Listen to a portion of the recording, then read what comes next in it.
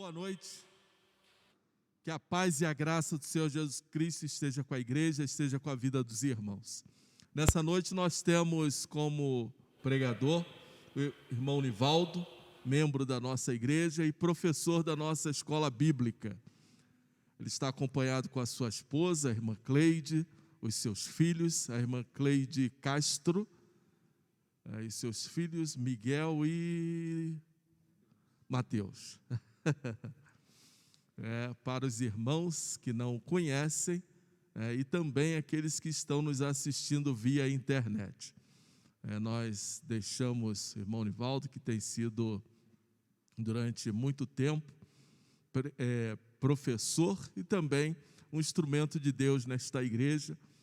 Que Deus esteja abençoando a vida do irmão Nivaldo, que ele venha estar realmente sendo instrumento de Deus aos nossos corações, à igreja, nesta noite. Nós vamos estar orando, pedindo que o Senhor venha falar aos nossos corações, venha falar às nossas vidas nesta noite. Vamos abaixar a nossa cabeça, vamos orar ao Senhor.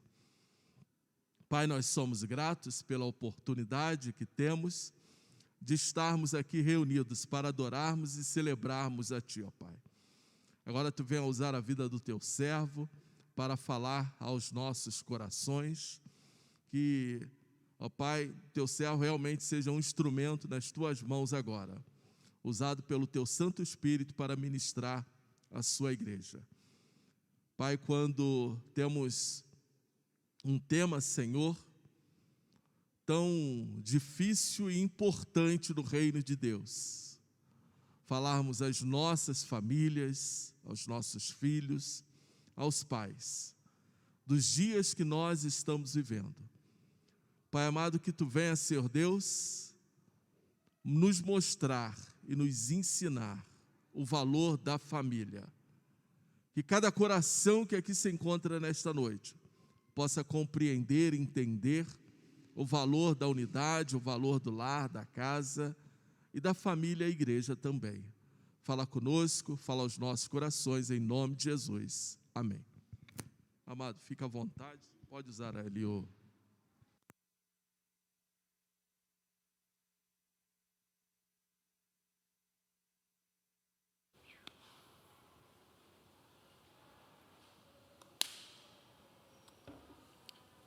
Boa noite, meus irmãos. Que a graça, a paz, as misericórdias de Jesus continue sobre nossas vidas. Amém?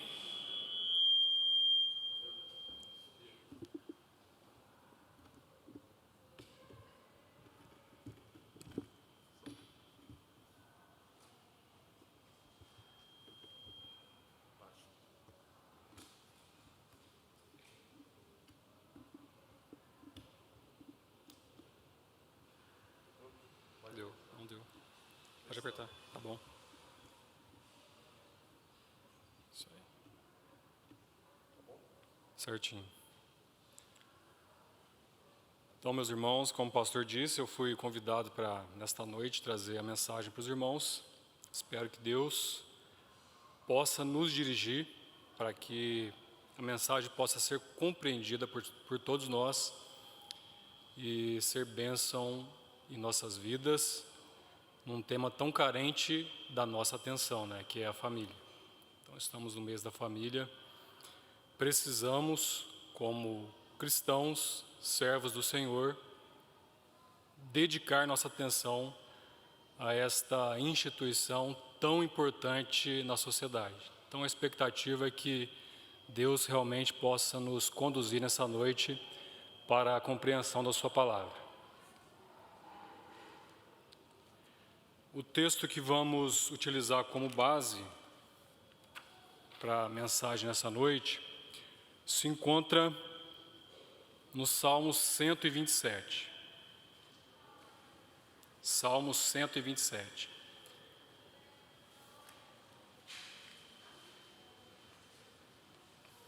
Os irmãos podem abrir para acompanhar a leitura aí desse texto.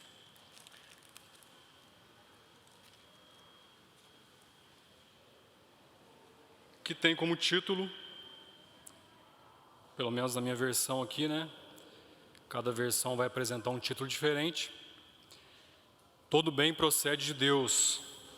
Cântico de romagem de Salomão. Se o Senhor não edificar a casa, em vão trabalham os que a edificam. Se o Senhor não guardar a cidade, em vão vigia a sentinela. Inútil vos será levantar de madrugada, repousar tarde, comer o pão que penosamente granjeastes. Aos seus amados ele o dá enquanto dormem. Herança do Senhor são os filhos, o fruto do ventre seu galardão. Como flechas na mão do guerreiro, assim os filhos da mocidade. Feliz o homem que enche deles a sua aljava, não será envergonhado quando pleitear com os inimigos à porta.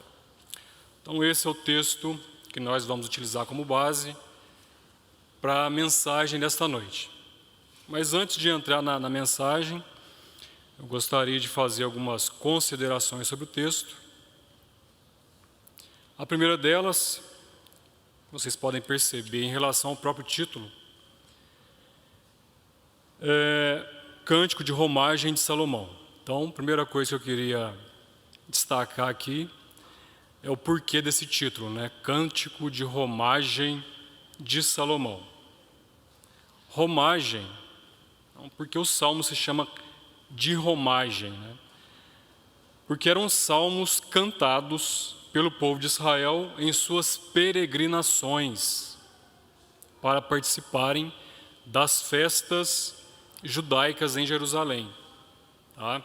Então, o povo judeu tinha como hábito e como até mesmo parte da lei visitar Jerusalém nas suas festas anuais, e tinha isso como regra. Então, durante aquele processo de caminhada até Jerusalém, eles tinham o hábito de cantar salmos neste caminho. Tá? Então, é por isso que se chama Cântico de Romagem de Salomão, porque supõe-se que Salomão tenha escrito esse salmo aí. Cântico de Romagem, os cânticos de romagem, são uma série de salmos que se encontra dentro do livro de Salmos, que começam a partir do Salmo 120 e vão até o Salmo 134. Então, são 15 salmos que levam esse título. Tá? Alguns deles são creditados a Davi, outros não têm a autoria identificada, mas esse Salmo de 127 acredita-se a autoria dele a Salomão. Tá? E aí a gente pode, a partir disso, pensar algumas coisas a respeito deste salmo que a gente acabou de ler. Tá? Por enquanto eu estou fazendo aqui uma introdução para a gente poder compreender do que se trata esse texto e o que a gente pode tirar de proveito dele para os nossos dias. Tá? Este salmo, então, ele foi composto por Salomão, tá? E Salomão teve suas razões para compor esse salmo, e depois ele passou a ser usado pelo povo judeu em suas peregrinações até Jerusalém. Tá? Então ele teve dois propósitos. O primeiro deles, usado por Salomão como forma de expressar a sua confiança em Deus, tá? E também como forma de expressar a sua dependência de Deus, a sua consciência nesses dois sentidos aí principalmente.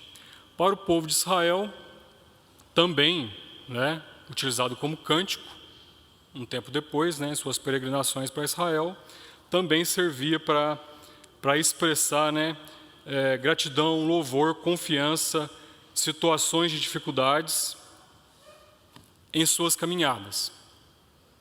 Tá? Então, em dois momentos diferentes aí, em situações diferentes. Tá? A primeira delas, com relação a quem compôs, depois ao povo de Israel que utilizava em suas romarias, né? Hoje, algo que a gente conhece muito bem, né? Assim como o pessoal hoje, em muitos casos, nós temos a Aparecida do Norte ali, que o pessoal tem muito hábito de fazer suas romarias para prestar seus cultos, o povo de Israel também tinha o hábito de fazer suas romarias em direção a Jerusalém para prestar culto a Deus de forma semelhante ao que a gente presencia hoje, né?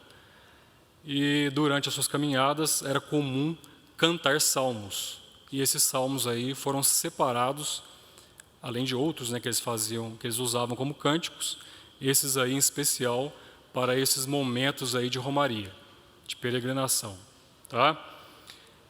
Então, 2 momentos diferentes. Para nós, esse salmo também pode apresentar muitas aplicações, tá? Se nós observarmos o salmo, a gente pode perceber que ele divide em 2 partes, tá? A primeira delas, composta pelos versículos 1 e 2, que mostra a nossa dependência e a nossa necessidade de confiança em Deus para questões materiais, tá? E o texto, os versículos 1 e 2 diz o seguinte, né? Se o Senhor não edificar a casa, em vão trabalham os que a edificam. Se o Senhor não guardar a cidade, em vão vigia a sentinela. Inútil vos será levantar de madrugada, repousar tarde, comer o pão que penosamente granjeastes, aos seus amados ele dá enquanto dorme. Então, observando esses 2 primeiros versículos, nós temos aí a ideia, né? Conseguimos tratar esses 2 primeiros pontos como sendo em relação a condições materiais em nossas vidas. Tudo aquilo que nós construímos, toda a nossa dependência física e material, ela vem de Deus. A segunda parte, ela trata, que é a partir do versículo 3, de uma das fases da construção da família, que são os filhos. Mas quando relacionamos as 2 partes do texto,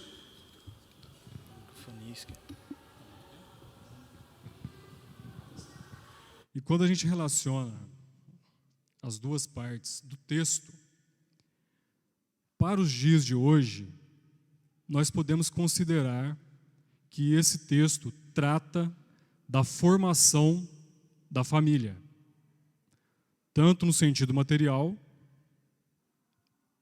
como na estrutura familiar, tá certo?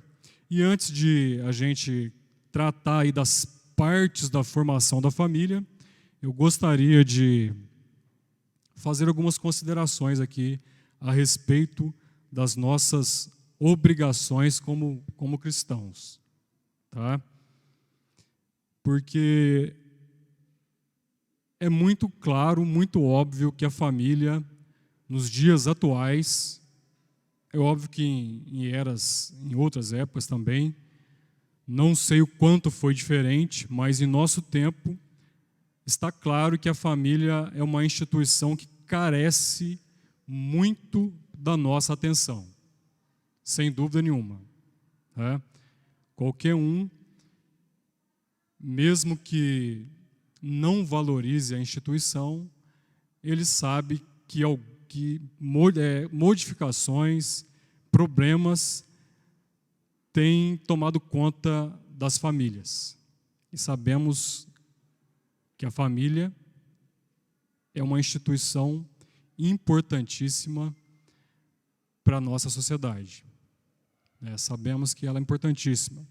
Instituição criada por Deus desde o princípio. E nós não podemos, como cristãos, esperar qualquer tipo de intervenção, modificação que fuja dos padrões de Deus. E aí a gente precisa entender uma coisa. Para o mundo e para o cristão, as diferenças vão sempre existir e precisam sempre existir em relação a qualquer assunto. Eu ouvi uma frase uma vez que dizia o seguinte: a igreja deve ser, né, sempre contra a cultura, não andar alinhada com a cultura do mundo. Igreja e mundo precisam andar em sentidos opostos. Senão, a Bíblia está nos ensinando mentiras, né? Aquele que guia o mundo é diferente daquele que guia a igreja. É diferente. Portanto, nós precisamos ter posições diferentes em relação ao mundo, nas mais diversas áreas, principalmente em relação à família, que é um assunto extremamente delicado nos dias atuais. Tá? Então, no que se refere ao mundo espiritual, precisamos entender que existem dois tipos de pessoas. Existem dois tipos de pessoas quando a gente se refere ao mundo espiritual. Apenas dois. Muitos, mesmo que não por palavras, mas se dá a entender pelo comportamento, pela posição, muitas vezes, que parece que existem três caminhos. Um caminho neutro, um caminho do mal e um caminho do bem. Não, existem dois caminhos. Tá? Um caminho é aquele que a gente sabe que desde o nosso nascimento nós já caminhamos para ele inevitavelmente. O outro é o caminho da salvação. Não existe um caminho neutro, não existe pessoa neutra neste sentido. Mas para muitos a ideia que nos passa é que parece que existe um caminho neutro. Tá? Então, no que se refere ao mundo espiritual, precisamos entender que existem dois tipos de pessoas, os salvos e os não salvos. Dois tipos de pessoas. O mundo é separado espiritualmente por estes dois tipos. Portanto, quando estamos estudando a palavra de Deus, precisamos entender que quem precisa estar atento e cumprindo o que diz as Escrituras Sagradas são salvos. Aqueles que rejeitam a Deus não têm compromisso algum em relação à sua lei. Portanto, nós não devemos nos preocupar com aquilo que eles praticam, porque na prática tudo que fazem não interfere no resultado. A condenação os aguarda. Então não importa o que o mundo faz. É lógico que nós temos uma preocupação porque nós estamos no mundo, nós somos afetados pelo comportamento do mundo. Mas para o resultado isso não interfere. E tudo aquilo que você vê de bom no mundo, uma pessoa que não é salva, mas pratica, tem suas obras boas, saiba que isso acontece só por uma coisa, pela graça de Deus, pela misericórdia de Deus. O mal do mundo, ele é refreado pela atuação de Deus. Não por algo que a pessoa acha que tem de bom ou de bem, mas simplesmente pela misericórdia de Deus. Se existe algo de bom aí fora, é porque Deus está atuando. Não vem nada do ser humano. E nós precisamos aprender a separar isso. Mas para aqueles que firmaram um compromisso com o Senhor, esses sim devem estar preocupados em seguir aquilo que a palavra de Deus orienta. Nós temos uma tendência a esperar que o mundo ande de acordo com a palavra de Deus e nos esquecemos que quem precisa estar alinhado com a palavra somos nós, não o mundo. O mundo anda pela ação misericordiosa de Deus, mas nós não. Nós precisamos estar atentos ao que nós fazemos, se estamos alinhados ou não com a palavra de Deus. Um outro problema é em relação à influência que deveríamos exercer e o exemplo que deveríamos deixar para os não crentes. Estamos influenciando o mundo ou estamos sendo influenciados? Qual é a sua posição? Principalmente, se eu pedir para vocês refletirem em relação à família. Vocês acham que o mundo tem mais influenciado a igreja ou a igreja tem mais influenciado o mundo?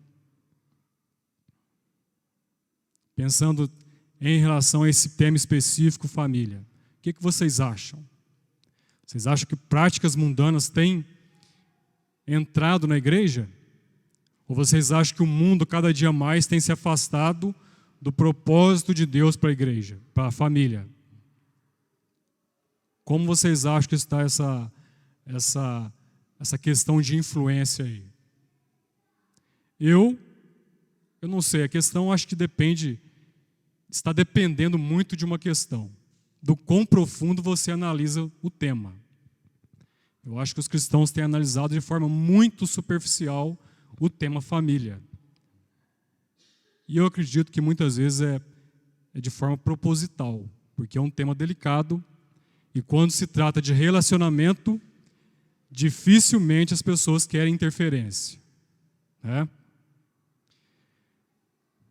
A família atual, estamos no mês da família, e falar hoje sobre família e não falar sobre os tantos problemas que envolvem a família é algo difícil. Afinal, a família está sofrendo demais. O que se percebe é que tanto as famílias dos que estão fora, quanto as dos que estão dentro da igreja, têm sido alvo de Satanás, e existem problemas ou comportamentos que não fazem bem para a família, que são totalmente aceitos ou estão aos poucos fazendo parte da vida da igreja. Tá? Aí você pergunta onde, como isso tem acontecido. Depois a gente vai aprofundar nas fases da família e vamos ver, tentar identificar onde é que estão os problemas. E isso não é nada bom devido à importância que a família tem. Sabemos que a família é projeto de Deus, não é projeto de homem. O homem não tem competência para projetar a família. Primeiro ponto. Quem projetou a família foi Deus. E foi a primeira instituição projetada por Ele. E como projeto de Deus tem um modelo a ser seguido. Deus projetou e projetou um modelo. Não existem vários modelos de família, não. Só existe um modelo de família. E nós, cristãos, precisamos saber que modelo é esse.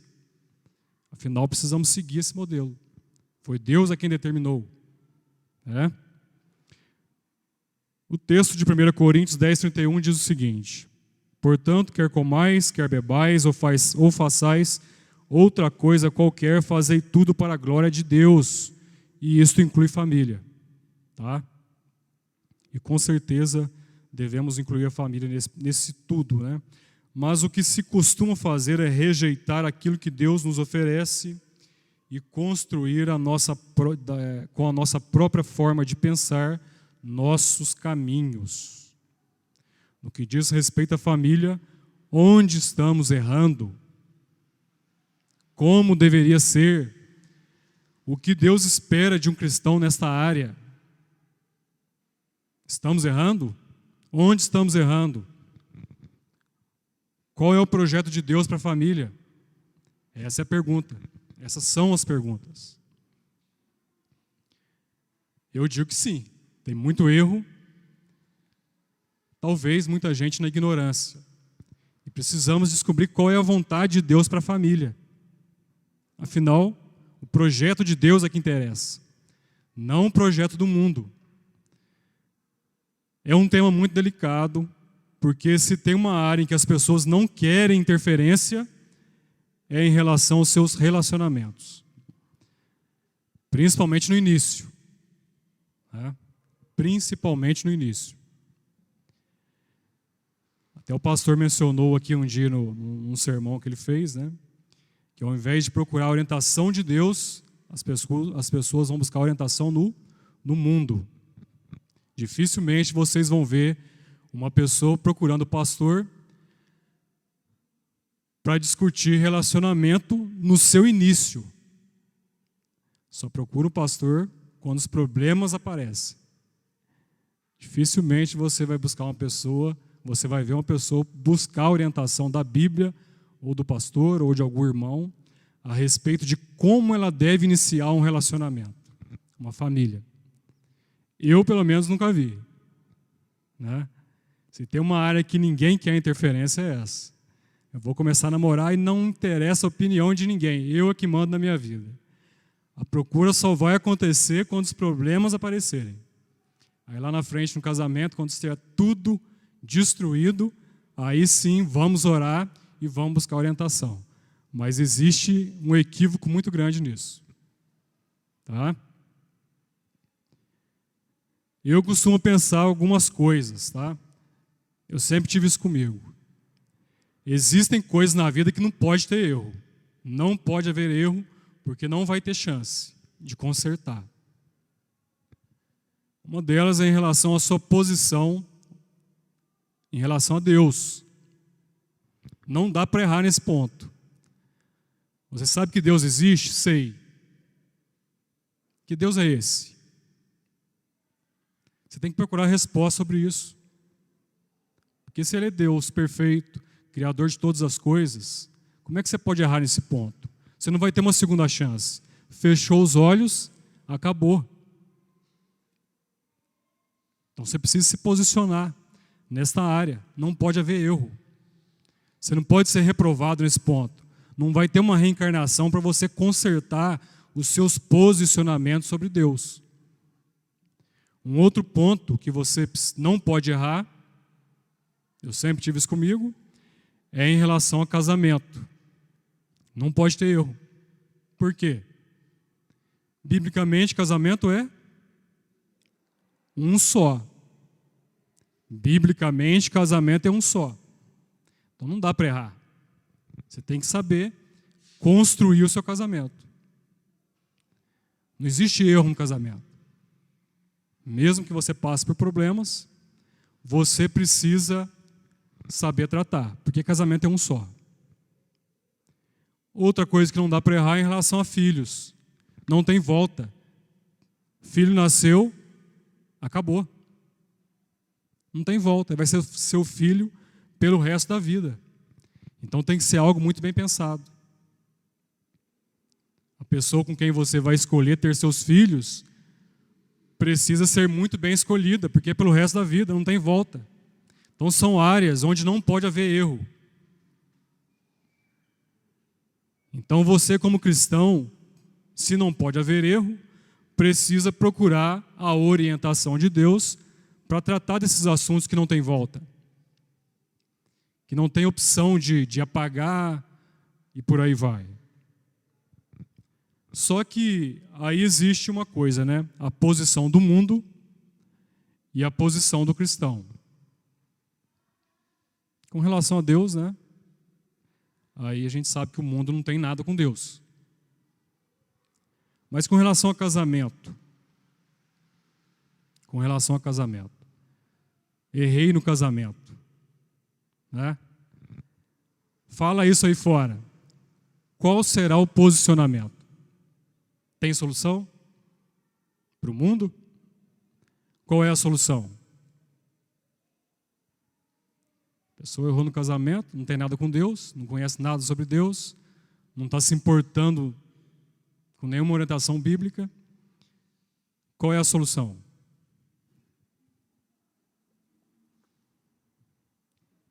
Não está dando certo, o que eu faço?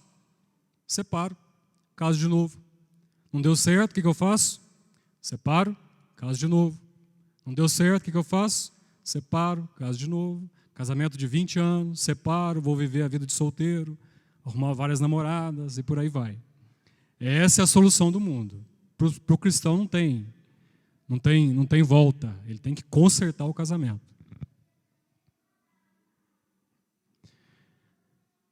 E filhos, como é que o mundo tem tratado este ponto? Para o mundo, como as pessoas fora da igreja têm tratado a questão sobre filhos. Eles estão sendo descartados? Sim, descartados. Até mesmo que assassinados, abandonados, por aí vai. Essa é a solução do mundo para filhos. Para o cristão, precisa ser diferente. A Bíblia nos orienta a tratar filhos de uma outra forma. Nós precisamos compreender o que Deus tem para este ponto. Filho é para o resto da vida. Não adianta querer mascarar com algumas atitudes aí, dinheiro, presente, que isso aí não te faz pai nem mãe. O maior presente que você pode dar para o seu filho é a sua presença. Não existe remédio. Então, filho é para o resto da vida. Precisa ser muito bem pensado e muito bem planejado, porque não tem volta. As opções que o mundo está dando para resolver esse problema para eles é muitas vezes até mesmo assassinar. Para nós não tem essa opção, né? De forma alguma. E esses 2 pontos, eu estou falando muito sobre eles porque são 2 temas centrais no que diz respeito à família. Tá? São 2 temas centrais. Casamento e filhos. 2 pontos assim que realmente são notáveis dentro de uma família. Casamento e filhos. E aí, analisando o primeiro ponto deles, não sei se estou meio perdido na hora. Eu devo terminar que horas? 8h30? Analisando o primeiro ponto deles, o casamento. Aqui eu acho que é onde todo problema começa. Todo problema começa. Analisando o texto de Salmo 127 e relacionando com essa instituição tão importante, a figura usada aqui de construção civil, ela pode nos ajudar a ilustrar muito bem como deve ser tratado este tema tão importante na família, essa fase que é o casamento. Tá? O primeiro versículo nos diz o seguinte, né? Se o Senhor não edificar a casa, em vão trabalham os que a edificam. Se o Senhor não edificar a casa, em vão trabalham os que a edificam. Tá? Então, essa primeira frase aí, a gente utiliza como referência para a gente poder ilustrar aqui a questão do casamento. E aí uma pergunta, para vocês, quando começa uma família? Quando começa uma família? É algo que a gente precisa refletir muito, porque isso aqui vai implicar no resultado. Vai implicar no resultado. Então, para você, quando começa uma família?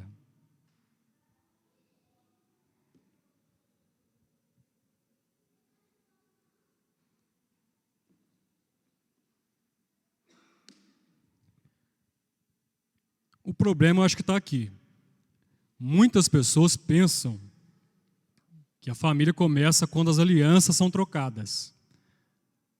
Aqui que eu acho que está o maior problema. As pessoas pensam que as famílias são formadas quando as alianças são trocadas. Chegando ao ponto, isso aqui eu acho um problema da igreja, de se aceitar namoro e rejeitar casamento.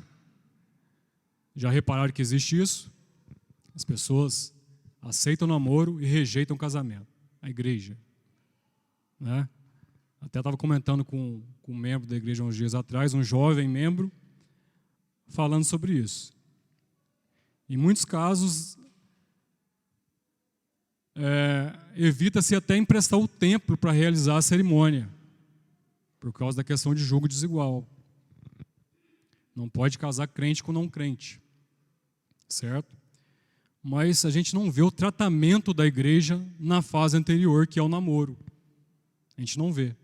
O ideal seria que a igreja tratasse não a cerimônia, da cerimônia para frente, mas na fase inicial. Se crente não casa com não crente, por que namora crente com não crente? Não faz o menor sentido. Não faz o menor sentido. Não é? A igreja aceita casamento de crente com não crente? Não é a igreja, não é a Bíblia. A Bíblia orienta crente casar com. Eu estou usando a palavra crente aqui, mas é um termo até estranho, né? Para mim, analisando bem, né?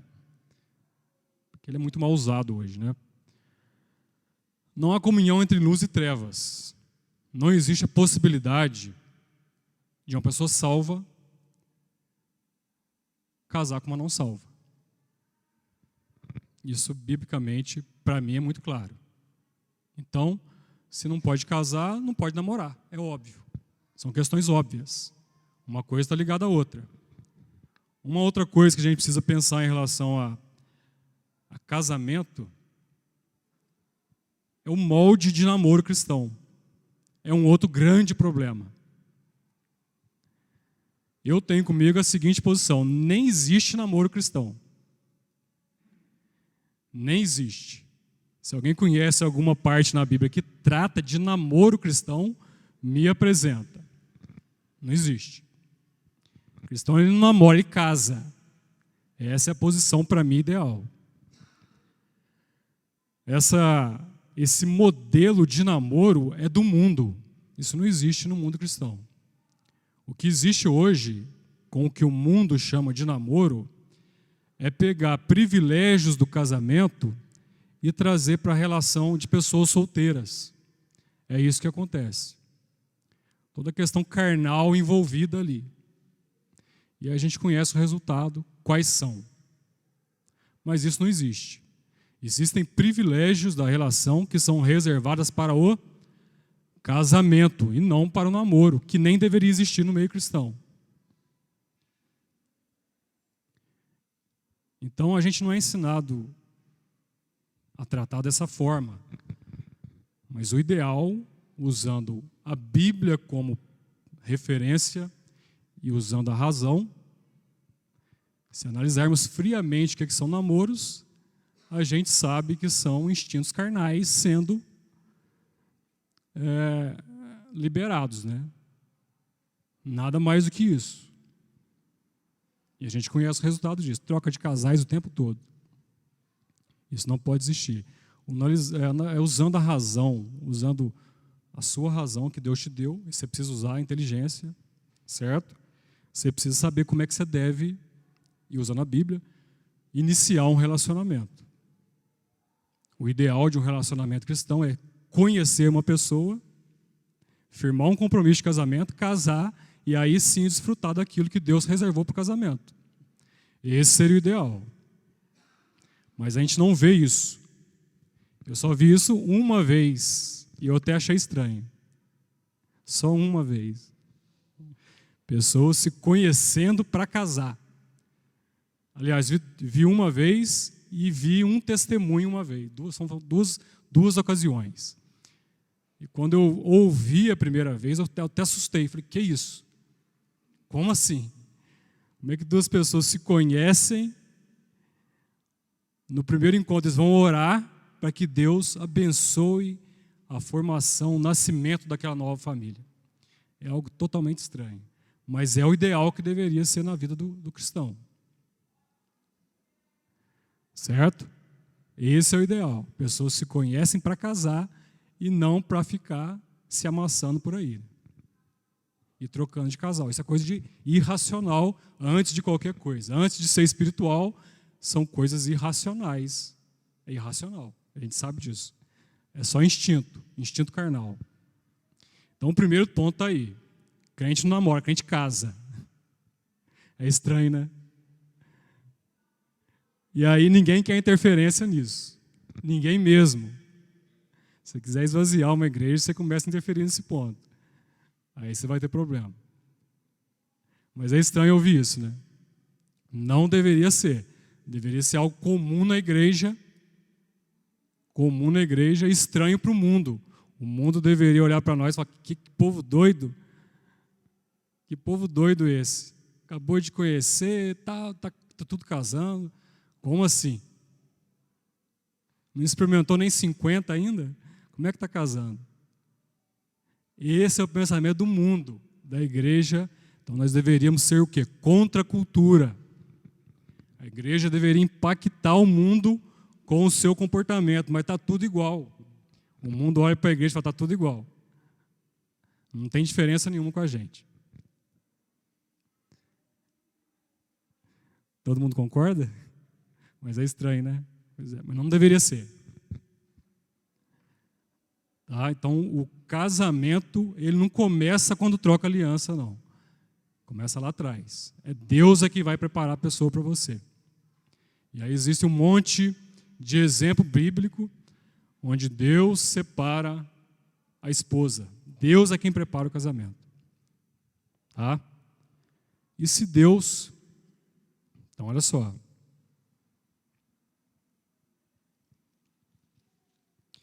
Se o Senhor não edificar a casa, em vão trabalham os que edificam. Você vai fracassar no seu casamento. Isso é certo. Como a gente vê por aí. O fracasso do casamento começa na edificação. Na edificação. Quem deve tratar de todas as fases do seu casamento é Deus, não é você. As pessoas pegam a primeira fase, querem tratar do jeito dela, e depois, dali para frente, querem colocar Deus no meio da história. É fracasso certo. Quem edifica a casa é Deus, não você. Essa é a questão. Então é muito simples. Você quer fracassar no seu casamento? Faça as suas escolhas. Aí o fracasso é certo. Depois a igreja... Depois fica difícil, né? Tratar a questão depois de casado, porque não tem volta. Casamento é um só. Os irmãos conseguiram compreender? Quem edifica a casa é Deus, e a edificação ela não começa no telhado, ela começa na base. A base de uma família está lá atrás, não está quando ela está trocando aliança, não. Não está no telhado, está na base. A base é Deus. Deus é que precisa estar à frente do seu relacionamento. Senão o fracasso é certo. E o texto diz o seguinte: se o Senhor não guardar, não edificar a casa, em vão trabalhos que a edificam.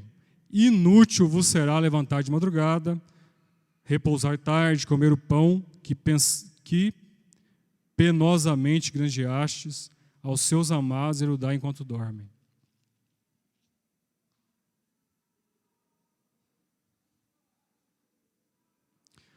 Toda obra, toda edificação precisa ser pensada desde a compra do terreno. Para se chegar a um produto final de qualidade, todas as fases da construção precisam ser muito bem pensadas, planejadas e executadas. Da mesma forma é o casamento. O casamento não começa quando as pessoas trocam as suas alianças. Para se obter um casamento de qualidade, é preciso pensar, planejar e executar bem cada uma das fases de preparação para o casamento. As pessoas esperam um casamento de qualidade e não conseguem nem escolher bem que tipo de terreno ela deve começar sua fundação. O casamento, desde sua preparação, deve estar fundamentado no Senhor. Quem escolhe é Deus. Quem vai preparar é Deus. A partir do momento em que você resolve trabalhar em todas as fases da preparação do casamento, utilizando as suas próprias escolhas, o fracasso é certo.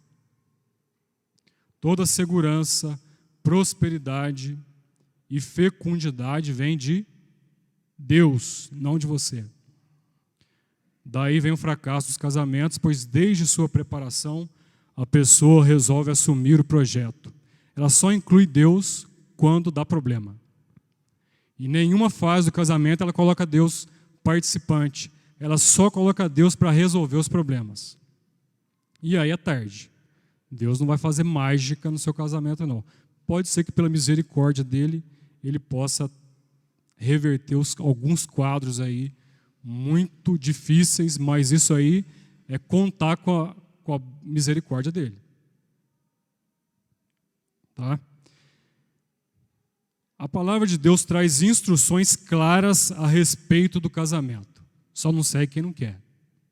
Tá? Uma segunda fase no casamento, bem distinta, bem notória, são os filhos. E aí a pergunta é: como o mundo encara a questão filhos? E como você, cristão, tem encarado esse ponto?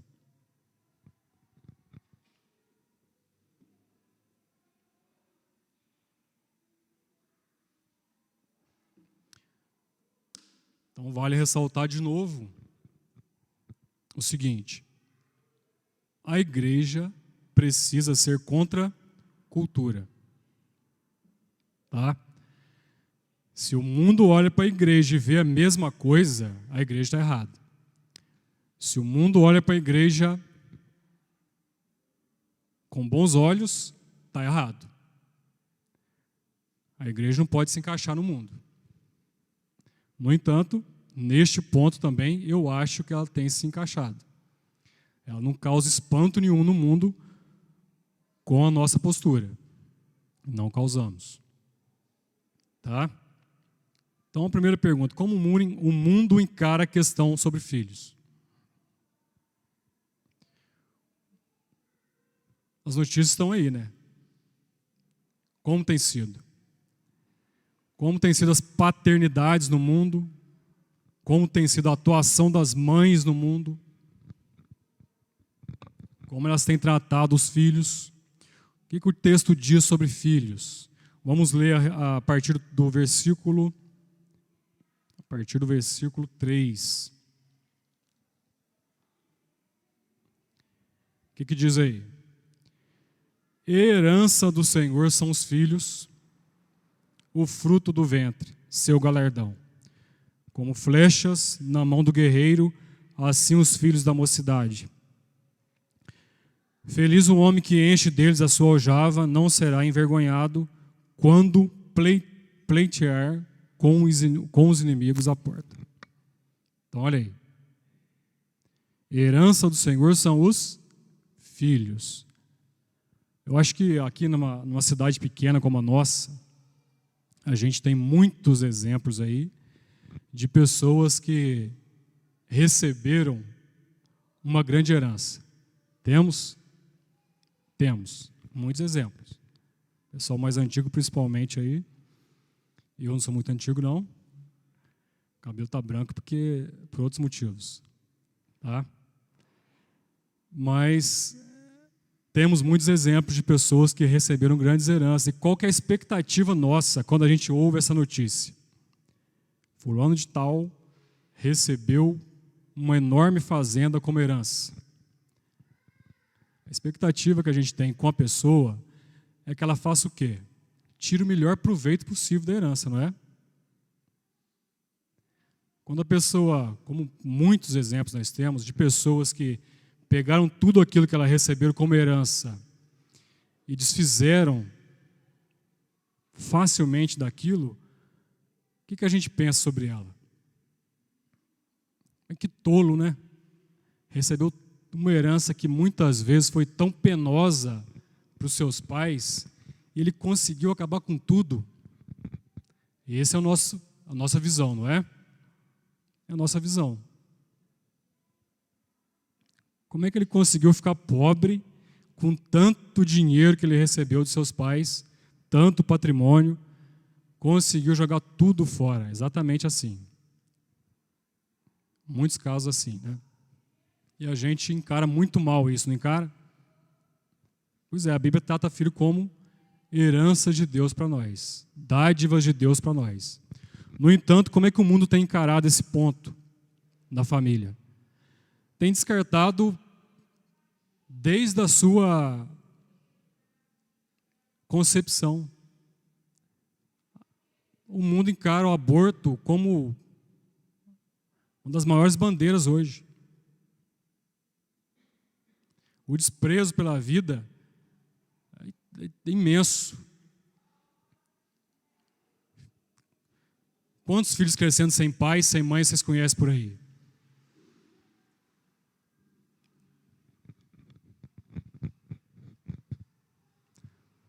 Criados pelos avós, abandonados, criados pelo Estado. Muitas vezes existe a ideia enganosa de que prover a questão material, você está cuidando bem de seus filhos. Existe essa falsa ideia. Tem pai que tem tudo financeiramente, mas ele não tem 1 hora com o seu filho por dia. A falsa ideia de que é pai. Estou cuidando bem do meu filho, por isso eu sou pai. Ou então ele manda dinheiro, manda sua pensão, visita uma vez a cada 15 dias. Essa é a ideia de filho que o mundo tem, de pai e filho. Tá? Mas não é assim que a gente deve tratar a herança. A herança a gente trata com muito cuidado. Né? O problema maior que eu acho, como eu disse no início aqui, esperar que o mundo siga o padrão divino, a gente conta com a misericórdia de Deus sobre o mundo. Mas a igreja não. A igreja tem um livro para instruir a respeito de cada coisa. E o cristão ele tem a obrigação de tratar também esse ponto com muito carinho. Com muito carinho. Tudo aquilo que vem em nossas mãos, a gente precisa fazer o quê? Cuidar bem, porque cremos que foi Deus que enviou. E qual é a sua posição a respeito de filhos? É a mesma que o mundo tem? Impulsionadas, no meu modo de ver, pelo movimento feminista, que desestruturou totalmente a família. Então, qual tem sido o seu posicionamento a respeito desta questão de filhos? O que impera no mundo é o egocentrismo. É egocentrismo. As pessoas não querem ter filhos por quê? Por egocentrismo. Todo o esforço do seu trabalho eles querem gastar com o quê? Com diversão, viagens, finais de semana e por aí vai. Por que as pessoas têm abandonado seus filhos? Justamente por isso. Mas isso tem entrado na igreja? O que te atrapalha nessa questão? Então, quando eu ouço de um cristão, eu não quero ter filhos, porque o mundo está muito difícil, como se a nossa proteção dependesse de nós, né? A todo instante você diz que a proteção vem de Deus, o cuidado vem de Deus, e por aí vai, né? Mas a falta sua de fé nesse ponto é absurda. Não posso ter filho, porque nossa, a vida é difícil, a violência vai me alcançar, como se você tivesse alguma condição de proteger alguém. Nem a si mesmo se protege, quanto mais seu filho. Toda a proteção vem de Deus. Um dos pontos aí que a gente percebe no meio cristão, que atrapalha esse ponto, é a falta de fé. Não confio em Deus. O outro ponto é o quê? O mesmo do mundo lá fora. Egocentrismo, egoísmo. Querem levar o estilo de vida que está lá fora.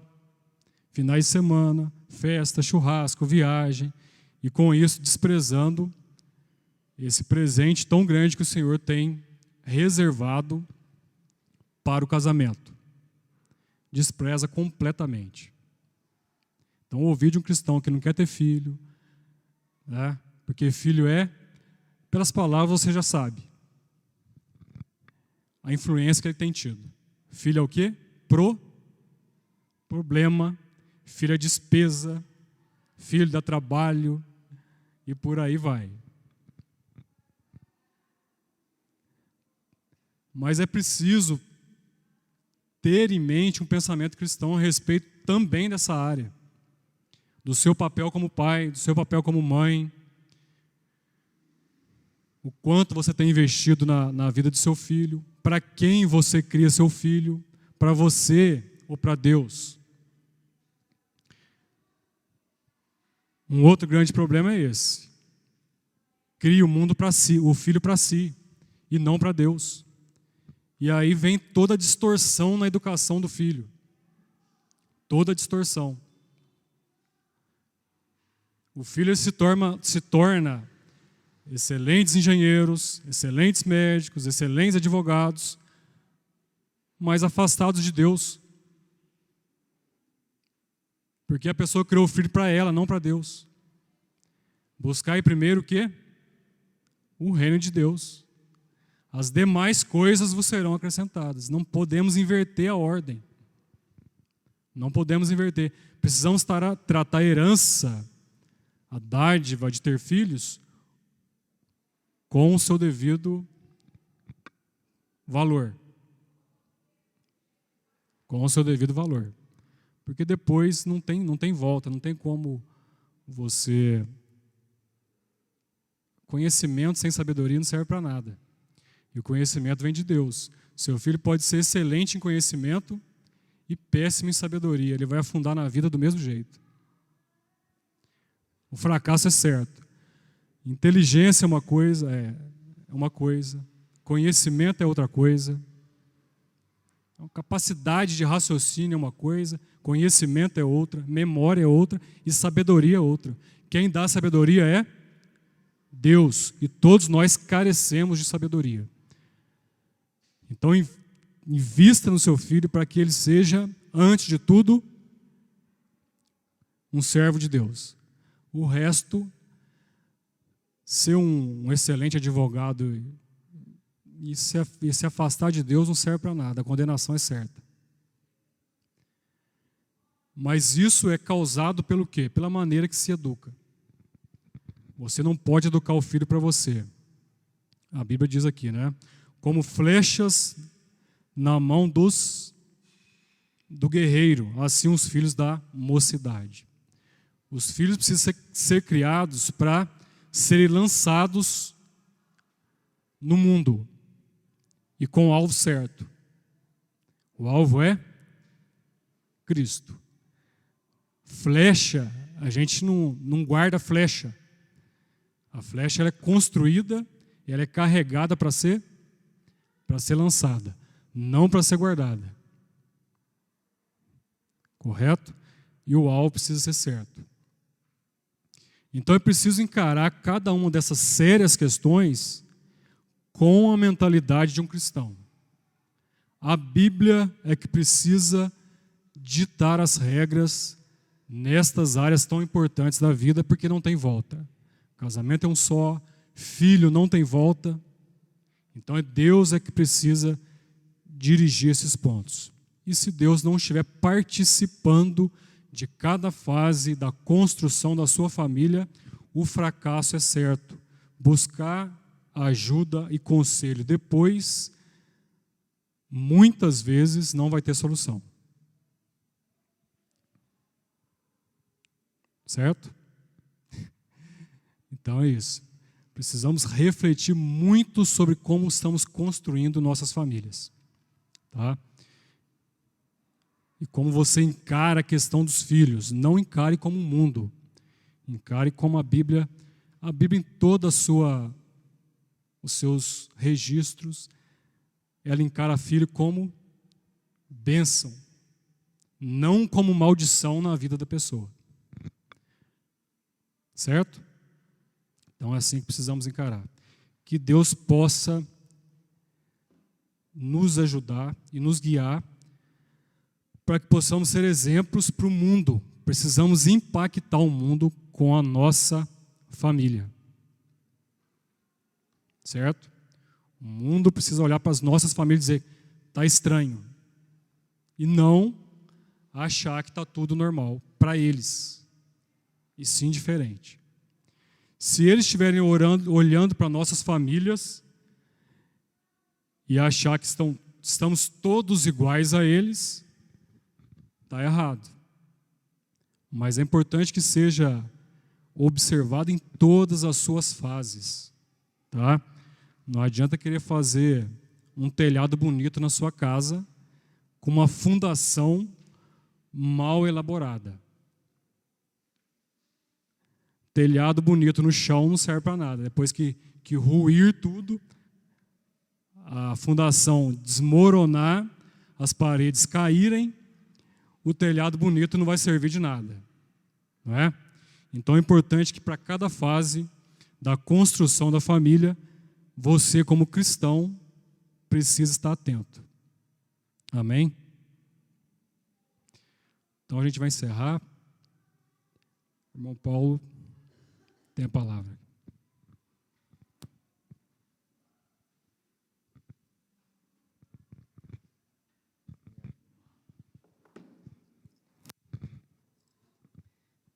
Quero agradecer a Deus pela vida do nosso irmão Nivaldo, que muito gentilmente nos trouxe a palavra.